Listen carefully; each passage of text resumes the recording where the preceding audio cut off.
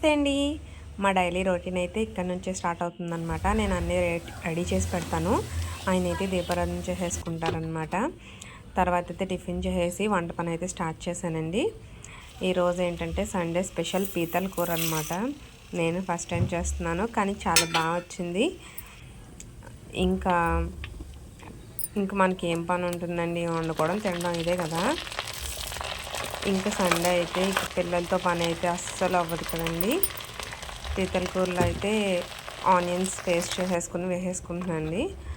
Onions బాగా fry అయితేనే టేస్టీగా ఉంటుందన్నమాట. దీంట్లోకి మసాలా అయితే దాల్చిన చెక్క, యాలక్కాయలు, లవంగాలు అండ్ కొంచెం ధనియాలు. నేను జీలకర్ర పౌడర్ చేసిందని చెప్పి జీలకర్ర ఇందులో యాడ్ చేయలేదండి. అలాగే కొంచెం వెల్లుల్లిపాయలు వేసుకొని పేస్ట్ చేసేసుకొని, అల్లం పేస్ట్ కూడా నాకు విడిగా ఉందని నేను ఇందులో అల్లం యాడ్ చేయలేదు. సో నేను అల్లం జీలకర్ర విడిగా యాడ్ చేస్తాను. ఇందులో పేస్ట్ వేసుకొని ఇంక ఇది ఫ్రై అయ్యేలోపు మనం మసాలా గ్రైండ్ చేసుకున్నాం కదండి, అది కూడా యాడ్ చేసుకోవడమే. అల్లం పేస్ట్ విడిగా ఉంది కదా, అది కూడా యాడ్ చేసేసుకున్నాను. ఇంకా సండే అంటే మనకు అస్సలు ఇంట్లో పని అనేది అస్సలు అవ్వదు కదండి. నాకు కర్రీ అయ్యేటప్పటికి 12 అయ్యిందనమాట. ఇంకా పిల్లడితో మా చిన్నోడితో కబుర్లు చెప్పడం, వాడు చెప్పే కబుర్లు, వాడు చెప్పే కథలు ఇవే సరిపోతాయి. మార్నింగ్ లేగరా అంటే ఈరోజు స్కూల్ ఉందమ్మా అని చెప్తూ లేచాడు. మామూలుగా అయితే నేను స్కూల్ ఉందమ్మా అని లెగు అంటే అస్సలు లెగడు. ఇంకా ఇందులో సాల్ట్, పసుపు, ఉప్పు, కారం యాడ్ చేసేసుకున్నాను. ఒక 2 వంకాయలు చిన్నవి కూడా యాడ్ చేసేసుకున్నానండి. పీతలు అయితే క్లీన్ చేసి పెట్టేసుకున్నాను. సాల్ట్ వేసుకుని కడుక్కుంటే బాగుంటుందని చెప్పి అలా వాష్ చేసి పెట్టుకున్నాను. తర్వాత కొంచెం మసాలా మగ్గిన తర్వాత ఈ పీతలు అనేవి యాడ్ చేసేసుకోవడమేనండి. పీతలు మొత్తం యాడ్ చేసుకొని మామూలుగా పెద్ద అయితే 2 పీతల కింద అవి 2గా విడగొట్టేసుకోవచ్చు, చిన్నవే కదా అని నేనైతే అలాగే యాడ్ చేసేసానండి. యాడ్ చేసేసుకుని బాగా కలిపేసుకోవడమే.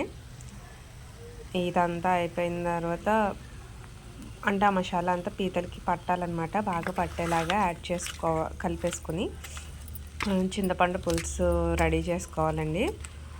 మూత పెట్టుకుని కొంతసేపు మగ్గనిస్తే ఇది అంటే పడుతుంది కదా అని చెప్పి మూత పెట్టాను. తర్వాత చింతపండు పులుసు అనేది యాడ్ చేసుకోవడమేనండి.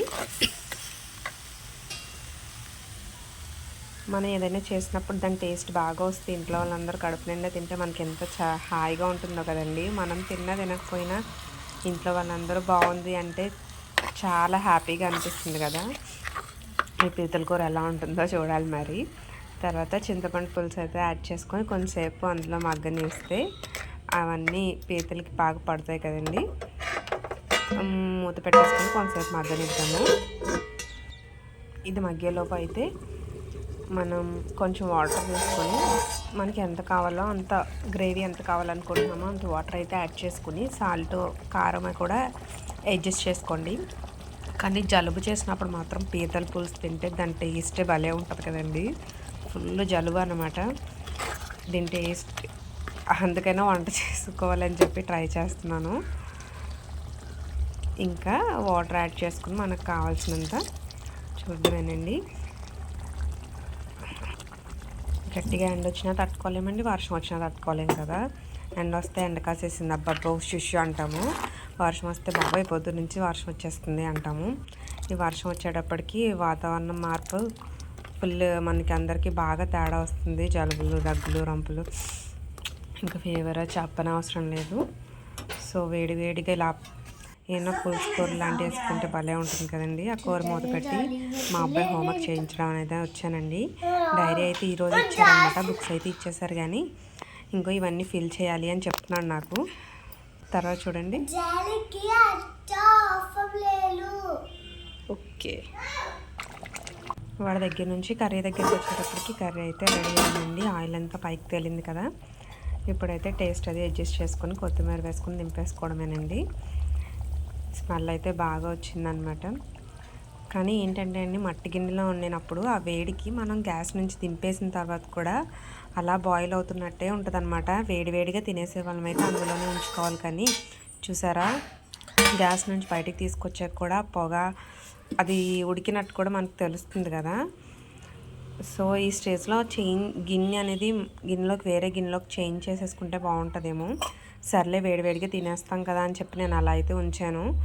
వేడివేడిగా వండినప్పుడు ఎవరు వస్తారండి తినడానికి. మా ఆయన గారు అయితే బయటికి వెళ్ళి అదంతా చల్లారిపోయాక వచ్చారు. సో నేను ఇంక చూసాను రావట్లేదని చెప్పి వేరే గిన్నెలో పులుసు కాస్త గ్రేవీ అయిపోయిందనమాట. ఈ గిన్నెలోనే చేంజ్ చేసుకుంటే బాగుంటుందేమో అని నాకు అనిపించింది. ఇలా మూతి కొంచెం గ్యాప్ వచ్చేలా పెట్టాను. ఫోటో తీస్తే కలర్ మాత్రం బాగా వచ్చిందండి. ఇంకా తర్వాత మా బాబు ఆటలు ఒక మాదిరి కాదు అనమాట వీడి ఆటలు అయితే ఇంకా. సో సాయంత్రం వరకు మాకు ఇదే టైంపాస్ అయిందండి.